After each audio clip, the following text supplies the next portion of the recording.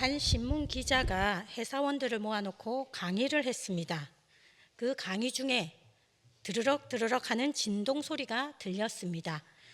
누군가 핸드폰을 진동 모드로 해놓았는데 진동 소리가 상당히 컸다고 합니다. 그래서 강사의 귀에까지 들렸습니다.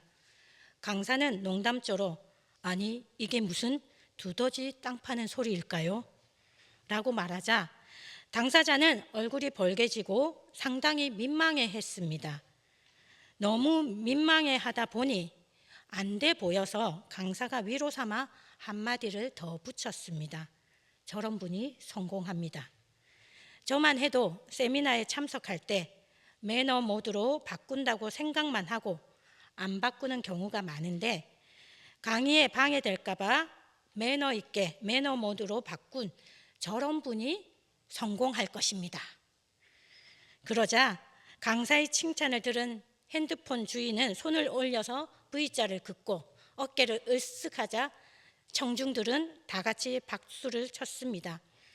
강의를 방해하는 핸드폰 소리를 오히려 훌륭한 사람의 징표로 해석하니 비난받아야 할 사람이 스타가 된 것입니다.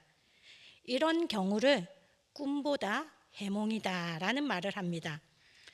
어떻게 해석하느냐에 따라 그 의미와 가치가 달라지는 것을 보면 지혜로운 해석 능력이 정말 중요한 것이라는 걸 알게 됩니다. 오늘 성경에도 놀라운 해석이 나옵니다. 오늘 성경 본문의 사건은 베다니에서 일어났습니다. 본문 속에서 예수님을 둘러싸고 세 부류의 인간 군상이 나옵니다. 제일 먼저 나오는 자들은 대제사장과 백성들입니다.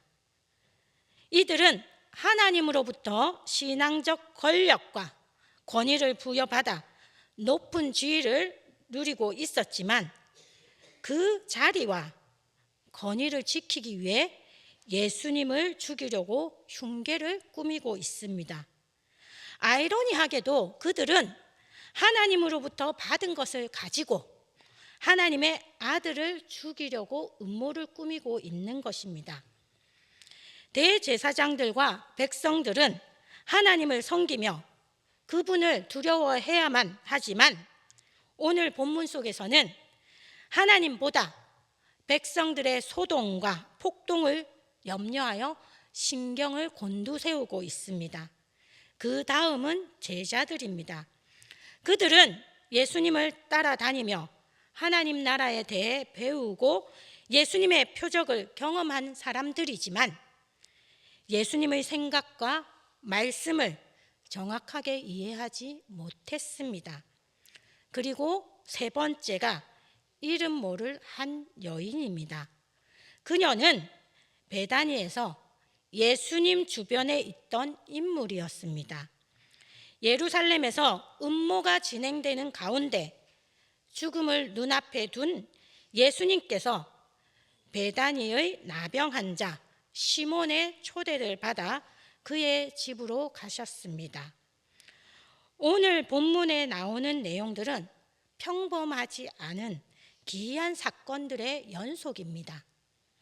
유대 율법에 의하면 나병 환자나 악성 피부병 환자 등은 부정한 자로 규정되어 격리되었습니다. 그들은 일반 유대 사회 속에서 생활할 수 없었고 마을 밖으로 나가서 살아야 했습니다. 그래서 이렇게 나병이나 악성 피부병에 걸린 자들이 누군가를 식사 초대한다라는 것은 상상할 수 없는 일이었습니다. 그런데 예수님께서 그런 사람의 집에 초대를 받아서 갔다라는 것입니다. 쉽게 납득하기 어려운 점입니다. 그래서 예수님을 초대한 시몬은 나병에 걸린 것이 아니라 악성 피부병에 걸렸다가 나은 사람이라고 해석하는 신학학자들도 있습니다. 예수님께서 시몬의 집에 초대받아 식사하고 계실 때 이름 모를 한 여성이 예수님께 다가와서 옥합을 깨뜨려서 귀한 향유를 예수님의 머리에 붓는 것도 흔히 볼 수 없는 광경입니다. 당시 향유는 주로 여인들의 화장품으로 사용되었으며 유대인들이 정말 귀한 손님이 오거나 명절에 방문객이 오면 머리에 발라주는 전통이 있었습니다. 물론 이때도 몇 방울 정도 사용하지 여인처럼 엄청난 양을 붓는 일은 없었습니다. 이날 아무도 예상하지 못한 갑작스러운 사건이 일어난 것입니다. 그런데 여기에 제자들이 반응합니다. 마태복음 26장 8절 말씀을 세 번역으로 제가 읽어드리겠습니다. 뭘 위해 이렇게 헛되이 써버렸단 말인가요? 이걸 팔면 돈을 많이 받았을 텐데요. 그것을 가난한 사람들에게 줄 수 있었을 텐데요. 아멘. 사실 제자들의 말은 완전히 틀린 말이 아닙니다. 평소 예수님의 가르침의 주요 내용도 가난한 자들과 죄인들로 취급당하는 소외된 사람들을 사랑하라는 것이었습니다. 그래서 어쩌면 제자들은 자신들의 말과 행동이 예수님께서 보이실 만한 행동이라고 생각했을 것입니다. 또한 제자들의 이 말은 당시 주변 환경과 상황을 고려해서 한 말이기도 합니다. 예수님께서 초대받은 시몬의 집은 베다니에 있었다라고 소개되고 있습니다. 성경에 종종 나오는 베다니는 특별한 동네입니다. 그곳은 이스라엘의 정결법에 따라 사회에서 격리된 사람들이 제사장으로부터 최종 판결을 기다리는 곳입니다. 정결법에 따르면 피부병이나 전염병을 앓는 사람이 깨끗하게 되면 제사장에게 가서 보이고 정결하다고 판정을 받아야만 일반 사람들과 함께 살아갈 수 있습니다. 이 판정을 기다리기 위해 머무는 곳이 베다니였습니다. 그래서 온갖 병을 앓았던 자들과 그의 가족들이 살던 동네가 베다니라는 것입니다. 그렇게 본다면 베다니에서는 가난하고 힘들게 살아가는 사람들을 도처에서 볼 수 있었습니다. 병들어서 제대로 일을 하지 못하는 가난한 사람들, 그들을 돌보기 위해 노력하는 가족들. 예수님께서 방문하신 시몬도 심한 피부병이나 나병을 앓았던 사람이었습니다. 그런 사람들이 모인 곳이 정상적인 일거리가 있지는 않았을 것입니다. 대부분 가난하고 힘들게 살아가고 있었습니다. 그런 환경을 두 눈으로 바라본 제자들이 비싼 향유를 낭비하지 말고 팔아서 가난한 자들을 도와야 한다는 태도는 그럴듯한 명분이 됩니다. 예수님도 26장 11절에서 가난한 자들은 항상 너희와 함께 있거니와 라고 말씀하신 것을 볼 때 가난한 자를 도와야 한다는 제자들의 말이 완전히 틀렸다고 부정할 수는 없습니다. 이렇게 예수님 주위에 진을 치고 있는 제자들로부터 비판을 듣고 여인은 매우 당혹스럽고 난처했을 것입니다. 성경을 자세히 살펴보면 본문에는 제자들이 점잖은 목소리로 타이른 것이 아니라 붕괴하며 말했다고 기록하고 있습니다. 제자들은 자기들끼리 수군거린 것이 아니라 여인의 행동에 화가 치밀어 말한 것입니다. 자신들의 스승이신 예수님께 향유를 부어드린 것이 그렇게 잘못한 것일까요? 제자들이 이렇게 화가 난 이유는 향유를 낭비했다라는 것입니다. 몇 방울만 사용해도 될 텐데 나머지는 비싼 값에 팔아서 가난한 사람을 도울 수 있었을 텐데, 감정이 실려 있는 제자들의 비판을 들은 여인은 아마 쥐구멍에라도 들어가고 싶었을 것입니다.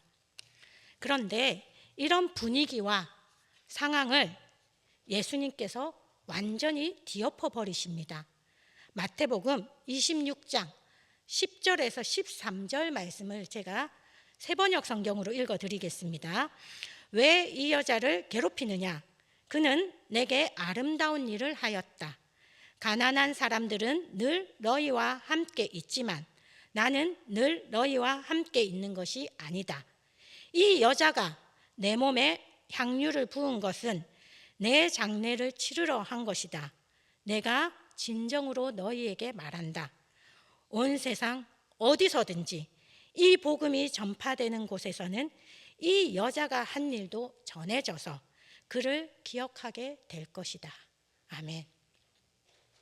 예수님께서는 갑작스럽게 벌어진 향유 사건을 수습하셨습니다. 그런데 놀랍게도 전혀 예상하지 못했던 여인의 행동에 새로운 의미를 부여하시며 칭찬하는 방식으로 해결하셨다라는 것입니다. 즉, 여인의 향유를 부은 것은 예수님 자신의 장례를 예비한 것이라고 해석하신 것입니다. 이름 모를 여인의 단순한 기이한 행동이 될 뻔한 사건을 자신의 죽음을 준비하는 행위 예언으로 그 여인의 행동의 의미와 가치를 격상시켜 주신 것입니다. 예수님께서는 우리가 다 아는 것처럼 십자가형을 당하여 돌아가셨습니다. 당시 십자가형은 장례 준비가 힘들었습니다. 거의 불가능한 처형 방식 중에 하나라고 합니다. 실제로 예수님의 경우에는 막달라 마리아와 여인들이 예수님의 시신에 향유를 바르려고 무덤에 찾아갔지만 주일 이른 새벽에 부활하셨기에 향유를 바를 기회를 갖지 못했습니다. 오늘 본문의 여인이 한 행동이 예수님의 몸에 기름을 바른 유일한 사건인 셈입니다. 그러니까 예수님께서는 이 여인의 행동을 자신의 죽음에 대한 상징적 예언의 행위 예언으로 해석하셨던 것입니다. 그렇다고 해서 이 여인이 예수님께서 십자가에 달려 돌아가실 것을 미리 알았다고 할 수는 없습니다. 오늘 성경 본문에는 여인이 무슨 이유로 예수님께 향유를 부었는지 나오지 않습니다. 병행 본문인 요한복음에는 그 여인의 이름이 마리아로 나옵니다. 그녀는 오빠 나사로를 살려주신 주의 은혜에 감사해서 기름을 부은 것으로 추론합니다. 한편 교회 전통에는 예수님께 향유를 부은 여인이 7 귀신 들렸다가 나은 막달라 마리아라고 합니다. 그래서 그녀가 주님의 은혜에 감사해서 향유를 부었다라고 설명하기도 합니다. 그렇다 하더라도 마리아나 막달라 마리아가 예수님의 십자가 죽음을 미리 알았다라고 보기는 어렵습니다. 그야말로 본문에 나오는 이름 모를 여인은 주님으로부터 받은 개인적 은혜에 감사해서 자신이 가진 가장 귀한 향유를 부은 것으로 여겨집니다. 그녀는 예수님의 십자가 죽음에 대해 전혀 예상하지 못했습니다. 하지만 예수님께서는 그 여인의 개인적인 감사 행동에 대하여 자신의 장례를 준비한 것이라고 놀라운 의미와 가치를 부여하신 것입니다.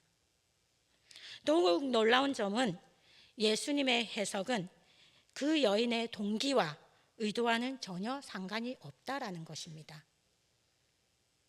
예수님께서 임의로 그 여인의 행동에 완전히 새로운 의미를 부여하신 것입니다. 예수님의 해석대로 여인의 행동이 예수님의 장례를 위한 것이라면 사실 제자들이 먼저 나서야 하는 것이었습니다. 오늘 본문 2절에 예수님께서 너희가 아는 대로 이틀이 지나면 6월절인데 인자가 넘겨져서 십자가에 달릴 것이다고 제자들에게 말씀하셨습니다. 이것은 예수님께서 세 번째로 자신의 죽음에 대해 제자들에게 알리신 것입니다. 누구보다 예수님의 죽음에 대해서 먼저 예고를 받았기에 예수님의 장례를 준비해야 하는 사람은 제자들이었습니다. 더군다나 본문 3절에서 5절에 대제사장들과 백성들의 장로들이 예수님을 죽이려고 모의하고 있다라고 언급하고 있습니다. 그럼에도 불구하고 제자들은 몰지각하여 예수님께서 하신 말씀의 의미를 이해하지 못했습니다. 당시 돌아가는 상황도 파악하지 못했습니다. 제자들은 영적으로 눈이 어두웠습니다. 그렇게 영적인 눈이 어둡다 보니 여인이 무슨 심정으로 이런 일을 했을까, 또는 이런 행동한 의미가 무엇일까에 대한 고려는 하지 않았습니다. 하지만 경제적 가치에는 빠르게 반응합니다. 제자들은 여인이 부은 향유가 아주 비싸다는 것을 한눈에 알아보았습니다. 마가복음에는 300데나리온이나 되는 것으로 기록되어 있습니다. 이 금액은 노동자가 1년 가까이 모아야 하는 것인데 현대 최저임금의 기준으로 계산해 보면 대략 2천만 원이 넘습니다. 제자들 눈에 이것이 먼저 들어온 것입니다. 만약 300데나리온이 아니라 3데나리온이라면 어떻게 했을까요? 아마도 제자들의 붕괴는 없었을 것입니다. 여인도 난처하고 당혹스러운 상황에 처하지 않았을 것입니다. 그런데 예수님께서는 달랐습니다. 본문 속에서 예수님은 한 번도 향유의 가격이나 비싼 가치에 대해 언급하지 않습니다. 예수님의 관심은 향유가 아니라 향유를 부은 여인과 그녀의 행동이었습니다. 그래서 제자들은 붕괴하며 여인을 궁지로 몰아갈 때 예수님께서 그 여인의 심정과 의도를 고려하여 이 여인이 한 행동에 대해서 이렇게 말씀하십니다. 개역개정에는 내게 좋은 일, 세번역 성경에는 내게 아름다운 일, 공동번역 개정판에는 나에게 가득한 일을 했다라고 기록하고 있습니다. 예수님은 향유가 아니라 여인과 그의 행동에 가치를 부여했고 아무도 깨닫지 못하고 있던 자신의 장례 준비라는 귀한 의미를 부여해 주신 것입니다. 그리고 복음이 전파되는 곳마다 알려진 것은 비싼 향유가 아니라 이 여자가 행한 일이라고 언급하며 칭찬하고 계십니다. 그래서 저와 여러분이 이름은 알 수 없지만 한 여인이 한 아름다운 행동을 기억할 수 있는 것입니다. 오늘 성경 말씀은 두 가지 의미를 가지고 있습니다. 하나는 교회에서 일을 하거나 수고할 때 아무도 알아주지 않고 오히려 비난과 비웃음을 살 때 실망하지 말라는 것입니다. 교회 일을 하다가 보면 여러 사람이 지나가면서 한마디씩 하는 경우가 있습니다. 예를 들면 독일 한인교회에서 있었던 일입니다. 거기는 추수감사절이나 절기가 되면 정교인이 식사하기 위해서 각 가정에서 음식을 준비해 옵니다. 대부분 각 가정에서 가장 잘하는 것 아니면 하기 쉬운 것을 준비합니다. 그렇게 준비해서 맛있게 나누어 먹으며 행복해 합니다. 그런데 간혹 음식을 맛보고 한마디 하는 분들이 있습니다.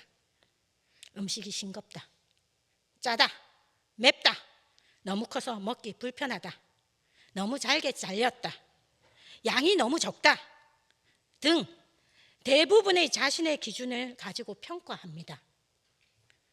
그러면 그것을 해온 분들은 알게 모르게 상처를 받습니다. 감정이 상하기도 합니다. 교회 일을 하다가 보면 나이가 들어갈수록 작은 것에 마음의 상처가 늘어갑니다. 나이만큼 상처가 줄어야 되는데 나이만큼 상처가 늘어갑니다. 나름대로 열심히 수고하고 준비했는데 지나가면서 하는 말 한마디에 쉽게 상처를 받기도 합니다. 그럴 때 오늘 본문에 예수님을 생각하고 위로받으시기 바랍니다. 사람들은 우리에게 무의식 중에 이런저런 불평을 합니다. 비난합니다. 하지만 예수님께서는 그렇지 않습니다. 오늘 본문에 나오는 이름 모를 여인의 행동에 새로운 의미와 가치를 부여하여 귀하게 만들어 주신 것처럼 우리 주님은 우리의 섬김과 헌신에 우리가 생각하지 못하는 의미를 부여하시고 귀하게 여겨 주실 것입니다. 예수님의 관점은 사람들의 관점과 다릅니다. 주님께서 우리 스스로 깨닫지 못한 의미를 발견하시고 칭찬해 주실 것입니다. 두 번째, 이미 벌어진 일에 대해 예수님께서 취하시는 행동입니다. 여인이 식사하는 예수님께 향유를 머리에 부은 것은 돌발 사건입니다. 아무도 예상하지 못한 것이었습니다. 그 사건이 갑자기 일어났을 때 예수님과 제자들의 처신은 사뭇 달랐습니다. 이미 벌어진 사건에 대해 제자들은 붕괴하며 옥합과 향유를 허비했다라는 반응을 보였습니다.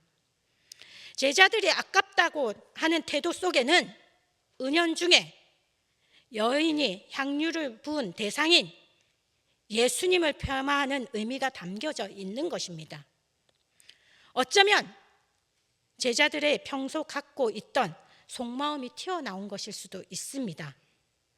헌신하는 사람보다 그 가치와 돈에 더 관심이 있던 것이 드러난 것입니다.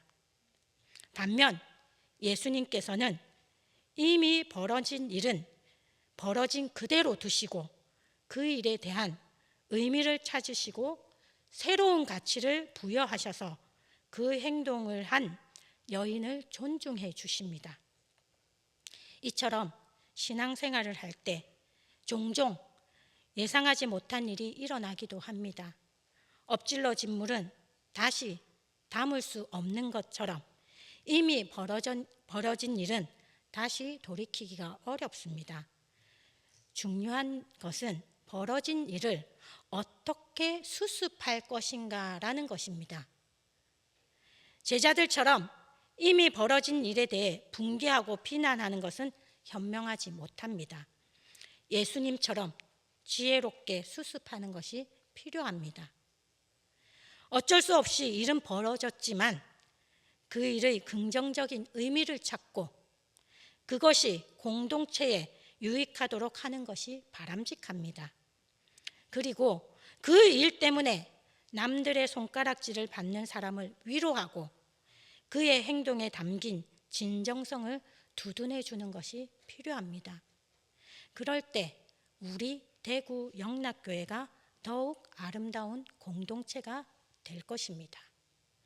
이 시간 함께 예배드리는 대구 영락의 모든 성도님들에게 다른 이의 수고를 비방하거나 폄하하는 모습이 아닌 다른 이의 행동을 존중하며 격려하는 주님의 마음이 가득하시길 바랍니다. 주님을 닮은 마음으로 인하여 우리 개인과 교회 공동체 안에 아름다운 은혜가 가득하기를 주님의 이름으로 축복합니다. 기도하겠습니다.